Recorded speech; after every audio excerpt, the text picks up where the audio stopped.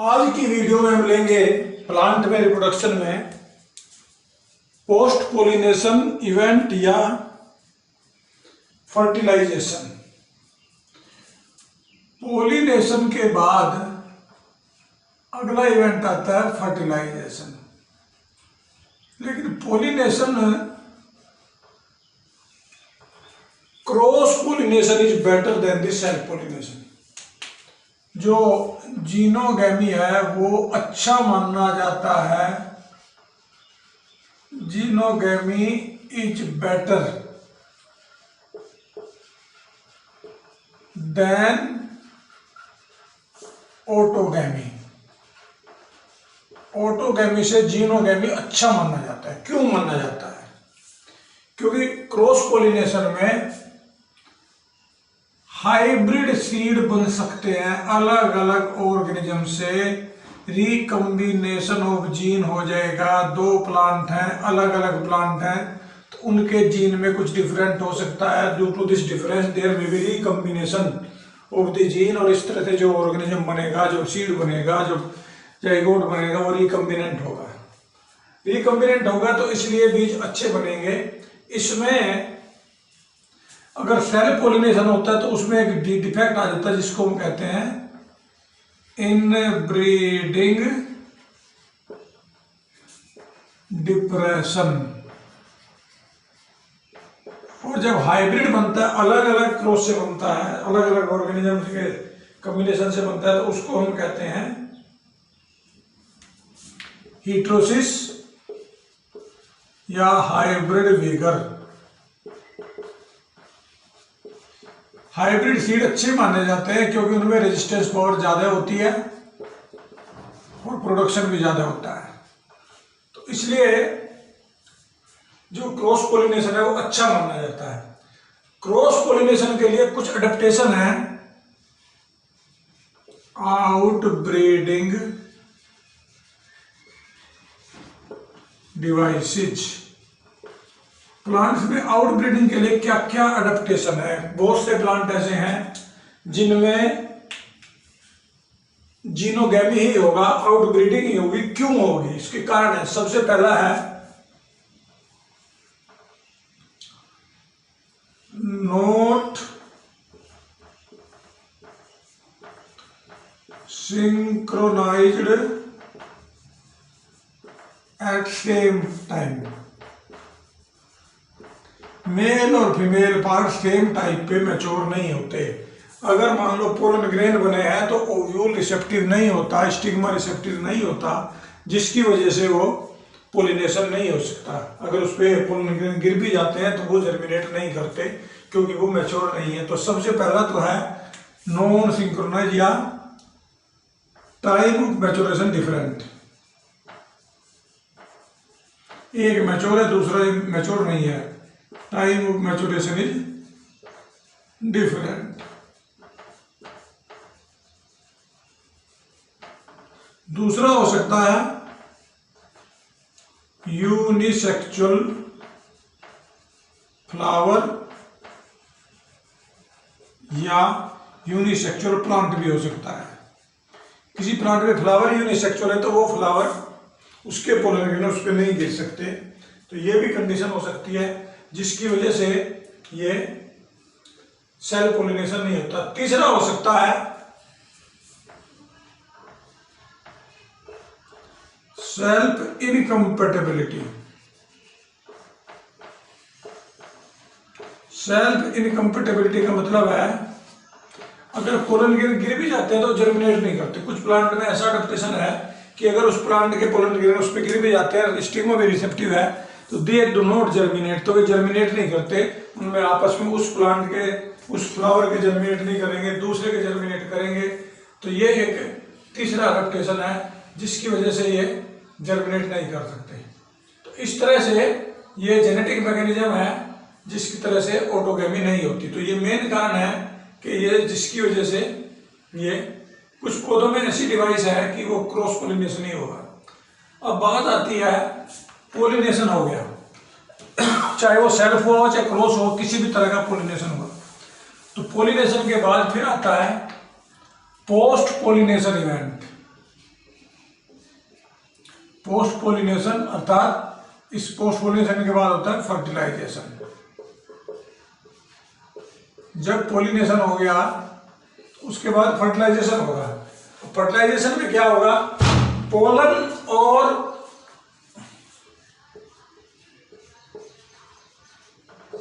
Pistil में interaction होती है। अगर वो कंफर्टेबल पोलन ग्रेन है, जर्मिनेट कर सकता है, तो वो जर्मिनेट करेगा, then that pollen grain will germinate, तो वो पोलन ग्रेन जर्मिनेट करेगा। जर्मिनेट करेगा, कैसे जर्मिनेट करेगा, वो जर्मिनेट करेगा उसके ऊपर जाके वहाँ, और उससे पोलन ट्यूब निकलेगी पोलन ग्रेन से। ये जो पोलन ट्यूब निकलती है, पोलन ग्रेन यहाँ गिरा और यहाँ से पोलन ट्यूब निकलेगी, और वो pollen tube pollen grain germinate करेंगे। जर्मिनेट करके यहाँ पे ओव्यूल था,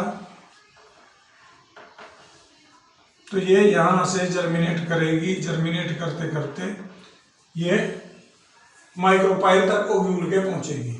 इसका मतलब क्या हुआ कि पोलिनेशन के बाद फर्टिलाइजेशन होगा। फर्टिलाइजेशन में क्या होगा, आपको मैंने बताया था कि पोलन ग्रेन में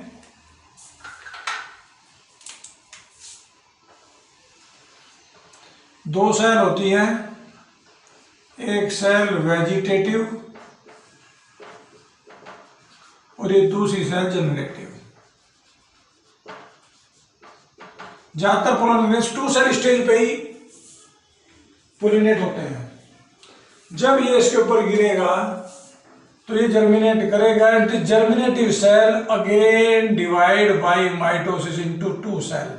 ये जर्मिनेट सेल, ये जनरेटिव सेल है, इसकी 2 सेल बन जाएंगी। और यहाँ से पोलन ट्यूब में, जब ये पोलन ट्यूब यहाँ को चलेगी तो ये दोनों मेल गैमेट यहाँ पहुंचेंगे माइक्रोपाइल पे। These both gamete will reach at the micropyle with the help of, ये है पोलन ट्यूब। पोलन ट्यूब के अंदर से दोनों मेल गैमेट कहाँ पहुंचेंगे, माइक्रोपाइल पे, इनसाइड द ओव्यूल पे। यहाँ आपको ध्यान होगा माइक्रोपाइल में, अगर हम इसकी बात करें ओव्यूल की, तो ये जगह इसकी माइक्रोपाइल है, और इसमें बीच में तो एग है, और ये इधर दोनों सिनर्जीड है। तो दिस मेल गैमेट, ये बीच में पोलर न्यूक्लियस थे, और यहाँ ये 3 एंटीपोडल थी। इनको मैंने नाम दिया था एंटीपोडल का। ये था पोलर न्यूक्लियस, और ये एग थी, एग और ये 2 सिनर्जीड थी। तो ये 8 सेल स्टेज थी। अब होगा क्या, सिनर्जीड में एक फिलीफॉर्म एपरेटस होता है, फिलीफॉर्म एपरेटस। ये जो फिलीफॉर्म एपरेटस है गाइड करता है यहां से मेल गैमेट की एंट्री को। Male gamete enter inside the ovule through filiform apparatus of the synergid. Synergid का जो फिलीफॉर्म एपरेटस है वो एंट्री के लिए गाइड करता है मेल गैमेट को। इस तरह से मेल गैमेट कहाँ एंटर करेंगे, inside the ovule. Male gamete का ओव्यूल में एंटर करना ही फर्टिलाइजेशन को स्टार्ट करेगा। मैंने आपको एक चीज और बताई थी कि हम आर्टिफिशियली भी हाइब्रिडाइजेशन कर देते हैं, और वो जो आर्टिफिशियल हाइब्रिडाइजेशन टेक्निक है, वो टेक्निक पहले हम करते हैं इमैस्कुलेशन, और फिर करते हैं हम बैगिंग, और उसके बाद फिर हम करते हैं पोलिनेशन, और पोलिनेशन के तुरंत बाद फिर हम बैगिंग कर देते हैं। तो तो ये स्टेप है आर्टिफिशियल हाइब्रिडाइजेशन के, इनका जिक्र हमने पहले लेक्चर में कर लिया था। अब हमारे पास ये है, ये पोलिनेशन आ गया, और पोलिनेशन के बाद पोलन ट्यूब के द्वारा मेल गैमेट एंटर करके कहाँ, इनसाइड दी ओव्यूल। अब यहां एंटर करने के बाद प्लांट में एक मेल गैमेट माइक्रोपाइल एंड पे एग के साथ मिल जाएगा, ये तो बना देगा जाइगोट, और इस प्रोसेस को हम कहते हैं सिंगमी। ये प्रोसेस है सिंगमी या ट्रू फर्टिलाइजेशन। सिंगमी को हम ट्रू फर्टिलाइजेशन भी कहते हैं। One of the male gamete will fuse with the egg at the micropyle end, and the another male gamete will reach the polar nucleus, और ये बना देगा ट्रिप्लोइड न्यूक्लियस। और ये जो ट्रिप्लोइड न्यूक्लियस है ये वास्तव में प्राइमरी एंडोस्पर्म न्यूक्लियस है, PEN। ये 3 न्यूक्लियस हो जाएंगे, 2 तो ऑलरेडी थे, एक ये आ गया, तो ये ट्रिप्लोइड न्यूक्लियस हो गया।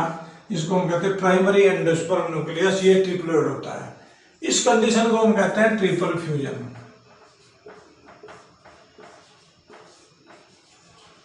एंजियोस्पर्म में 2 मेल गैमेट एंटर करेंगे, एक मेल गैमेट एंटर करेगा एग से मिलने को, एक मेल गैमेट मिलेगा पोलर न्यूक्लियस से मिलकर बनाएगा प्राइमरी एंडोस्पर्म न्यूक्लियस, जिसको हम पैन कहते हैं। पैन का मतलब है प्राइमरी एंडोस्पर्म न्यूक्लियस। तीनों न्यूक्लियस अभी मिले नहीं, लेकिन तीनों एक ही जगह आ गए, प्राइमरी एंडोस्पर्म न्यूक्लियस। बाद में ये न्यूक्लियस आपस में मिल जाएंगे और ये एक सेल बन जाएगी, जिसको हम कहते हैं PEC, प्राइमरी एंडोस्पर्म सेल, और इधर बन जाएगा जाइगोट। इसका मतलब अब ये 2 मेल गैमेट मिले, इस 2 मेल गैमेट के मिलने को हम कहते हैं double fertilization. This process of fertilization in angiosperm of fusion of 2 male gamete, one with the egg, other with the polar nucleus, is known as double fertilization। एक तो polar nucleus से मिलेगा, दूसरा मिलेगा किससे, एग से, तो इसको हम कहते हैं डबल फर्टिलाइजेशन। 2 मेल गैमेट जाते हैं, दोनों अलग अलग मिलते हैं, ये कंडीशन, एक से बनेगा जाइगोट और दूसरे से बनेगा एंडोस्पर्म। तो ये तो हुआ हमारा फर्टिलाइजेशन। अब आता है पोस्ट फर्टिलाइजेशन इवेंट।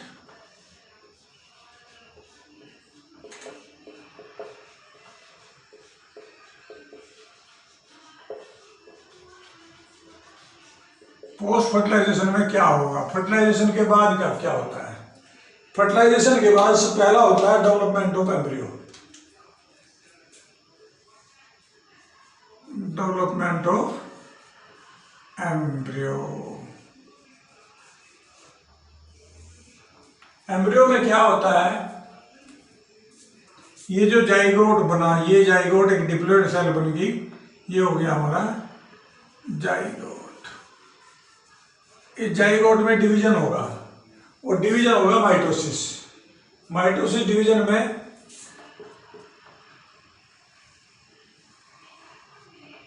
दो न्यूक्लियस बन जाएंगे। इसके बाद फिर आगे ये ऊपर सेल बन जाएगी, बीच में इसके सस्पेंसर सेल डिवीजन से बन जाएगा, और निचले हिस्से में ये ऐसे ये बन जाता है ग्लोबुलर एम्ब्रियो। हार्ट शेप का ये ग्लोबुलर एम्ब्रियो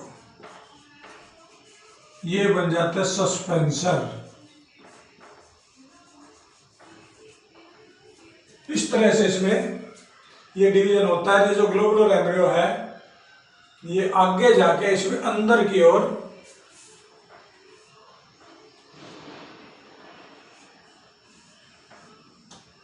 ऐसे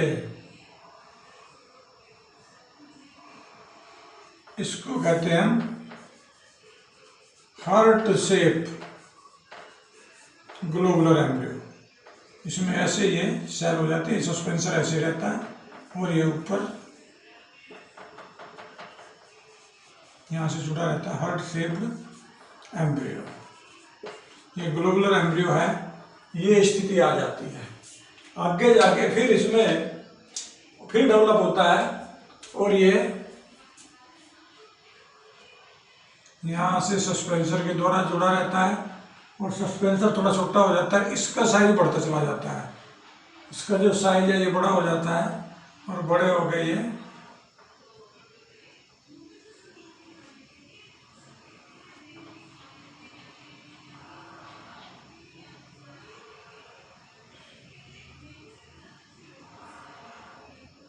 ये स्थिति बन जाती है इसकी।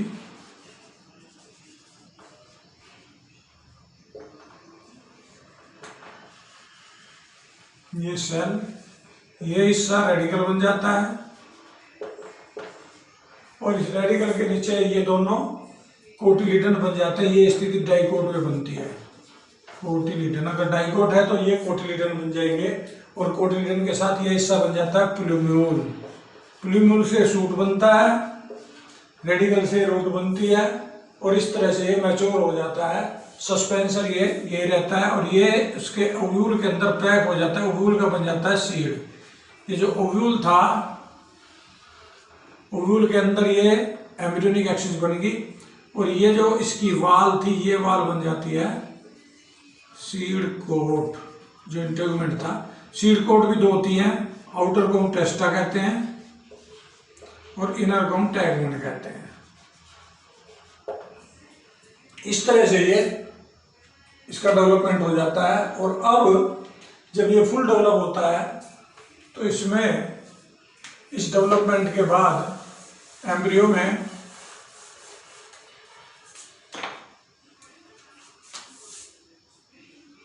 ऐसे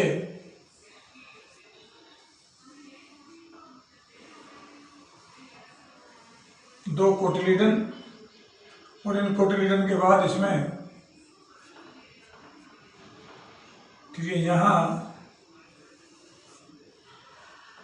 ये इसका एम्ब्रियोनिक पार्ट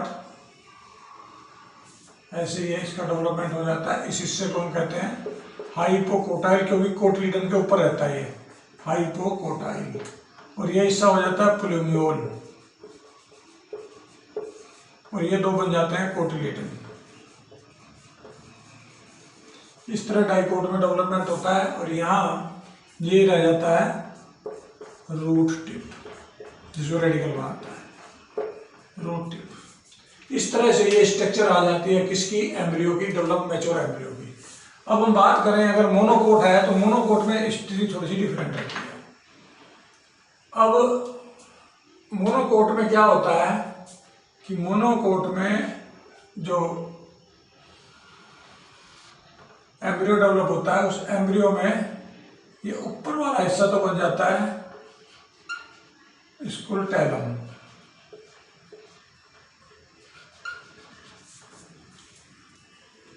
स्कुलटैलम में ये हिस्सा और इसमें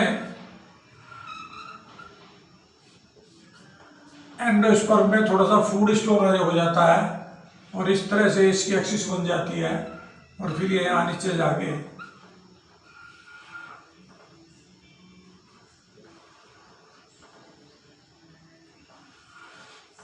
इसमें यहाँ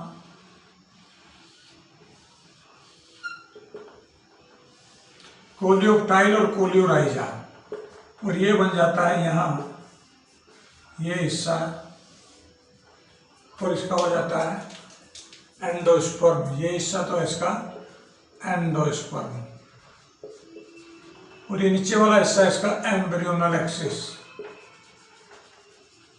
और एम्ब्रियोनल एक्सिस में सबसे ऊपर तो ये कोलियोप्टाइल, इसके नीचे ये सूटोपेक्स जिसको प्लूम्यूल भी कह देते हैं, इसके नीचे ये जो यहाँ डेवलप है इसको हम कहते हैं एपिब्लास्ट। ये हिस्सा यहाँ रेडिकल, रेडिकल के ऊपर ये रूट कैप, और रूट कैप के ऊपर ये कोलियोराइजा। कोलियोराइजा हम मेज सीड की स्टडी करेंगे तो उसमें इस तरह से डेवलपमेंट होता है। ये तो इस साइड एम्ब्रियोनल और ऊपर वाली साइड में एंडोस्पर्म, इसका डेवलपमेंट होता है। इसका डायग्राम आप बुक से देखें और डायग्राम की प्रैक्टिस करें तो इस तरह से इसमें रेडिकल और प्लूम्यूल बन जाते हैं। मोनोकोट में अलग डेवलपमेंट है, डाइकोट में अलग डेवलपमेंट है। मोनोकोट में जो सीड बनता है, ये जो एम्ब्रियो बनता है मोनोकोट में, तो मोनोकोट में एम्ब्रियो में इन मोनोकोट में बनते हैं एंडोस्पर्म और स्क्यूटेलम, और डाइकोट में बनता है दो कोटिलीडन। दोनों में ये फर्क है। डाइकोट के डेवलपमेंट में एंडोस्पर्म कंज्यूम हो जाता है, एंडोस्पर्म नहीं रहता। मोनोकोट में एंडोस्पर्म सर्वाइव करता है, एंडोस्पर्म फूड स्टोर रहता है, जर्मिनेशन के टाइम वो कंज्यूम होता है। इस तरह से मोनोकोट और डाइकोट दोनों फर्क है। ज्यादातर मोनोकोट में जो सीड में स्टोर होता है वो कार्बोहाइड्रेट होता है, तो इसलिए इस सीड को हम एंडोस्पर्मिक सीड भी कहते हैं। ये सीड है एंडोस्पर्मिक, इनमें प्रोटीन एल्बुमिन के रूप में होती है। इनको हम कोटिलीडन सीड कहते हैं या non endospermic. Dicot seed non endospermic होते हैं, नॉन एंडोस्पर्मिक सीड होते हैं। ये तो इनका सीड फॉर्मेशन हो गया। तो इस तरह से ओवरी के अंदर सीड बन जाते हैं। जो इसमें ये जो ओवरी थी, इसके अंदर ये सारा जो डेवलपमेंट हो रहा है, ये कहाँ हो रहा है? ओव्यूल के अंदर हो रहा है। ओव्यूल का क्या बन गया? सीड, और इसके अंदर बन गया एम्ब्रियो, और एम्ब्रियो में कोटिलीडन या जो कुछ भी बनना है, या स्क्यूटेलम, जो भी depending upon the type of the seed, monocot है कि डाइकोट है, इस तरह डेवलपमेंट हो गया, एम्ब्रियो बन गया। अभी एम्ब्रियो के अंदर इसमें फूड स्टोर हो गया थोड़ा सा। ये तो है इसका डेवलपमेंट मोनोकोट का या डाइकोट का।